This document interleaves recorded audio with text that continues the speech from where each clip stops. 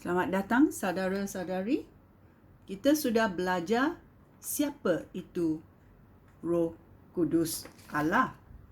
Ya, hari ini kita mau belajar pencurahan Roh Kudus Allah. Ada diramalkan dalam Perjanjian Lama, ya, dan juga dalam Perjanjian Baru dalam Alkitab.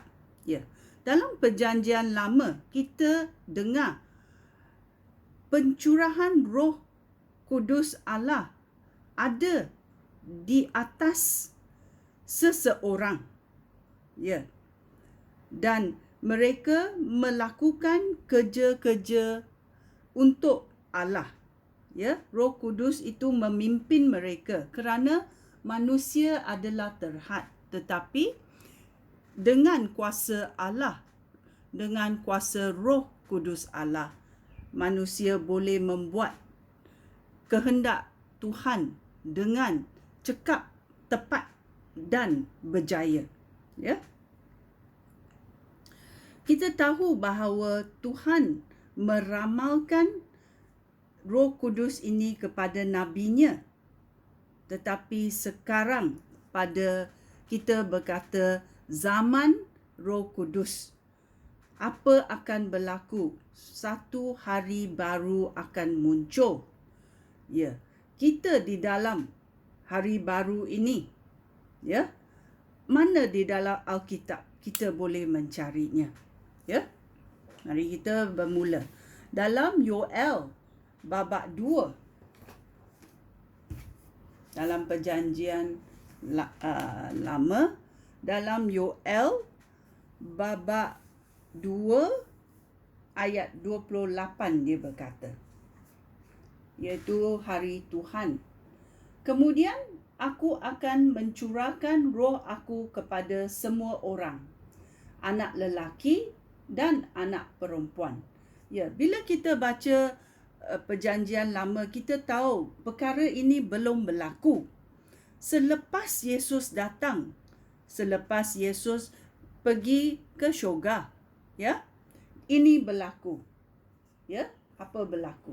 Kemudian aku akan mencurahkan roh aku kepada semua orang, anak lelaki dan anak perempuan. Akan mengisytiharkan perkabaran aku, iaitu perkabaran Yesus Kristus. Orang tua kamu akan bermimpi dan orang muda kamu akan nampak penglihatan. Pada masa itu, aku akan mencurahkan roh aku, bahkan kepada hamba-hamba, baik lelaki maupun perempuan. Ya, bila kita mengabdi kepada Tuhan, Tuhan akan mencurahkan Roh Kudusnya kepada kita, dan ini berlaku pada masa zaman Roh Kudus, iaitu zaman sekarang, ya. Ya.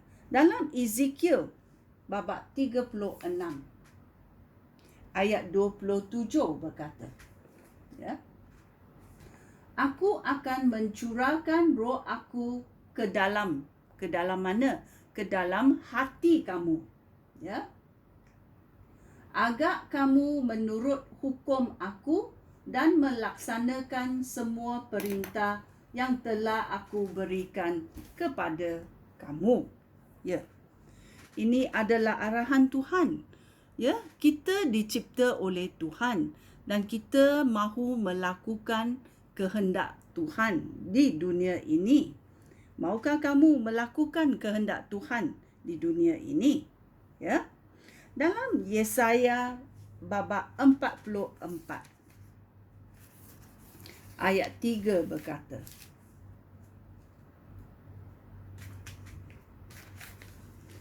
aku akan mencurahkan air pada tanah yang gesang dan mengalirkan anak-anak sungai di tempat yang kering.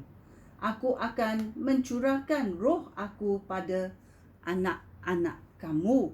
Aku akan memberkati keturunan kamu. Ya. Bila kita menerima penyelamatan Yesus Kristus, ya, kita menerima kurniaan Roh Kudus, ya. Dan sesiapa yang dahaga, dia akan diberi minuman, ya, yang datang daripada Tuhan, ya, yang datang daripada Tuhan.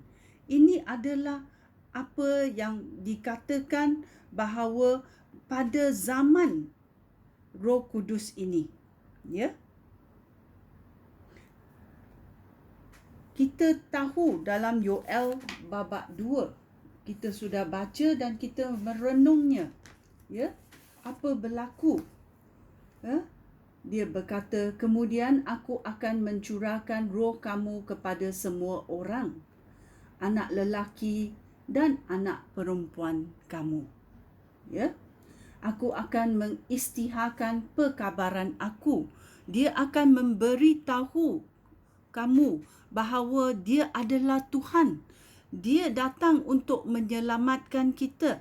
Dia datang untuk menebus kita, dosa kita, supaya kita boleh berbaik semula kepada Tuhan.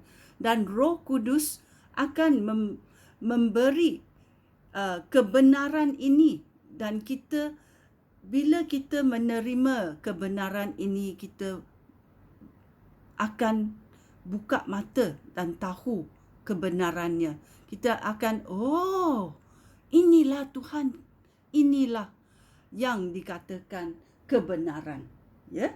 Kita mahu, ya, bila Tuhan mari menjemput kita, kita mahu menerima, ya, percaya kepada penyelamatan Yesus Kristus, ya, dan Roh Kudus akan diberikan kepada kamu menjadi penolong kamu selama-lamanya di dalam hidup kamu. Sekian, terima kasih. Shalom.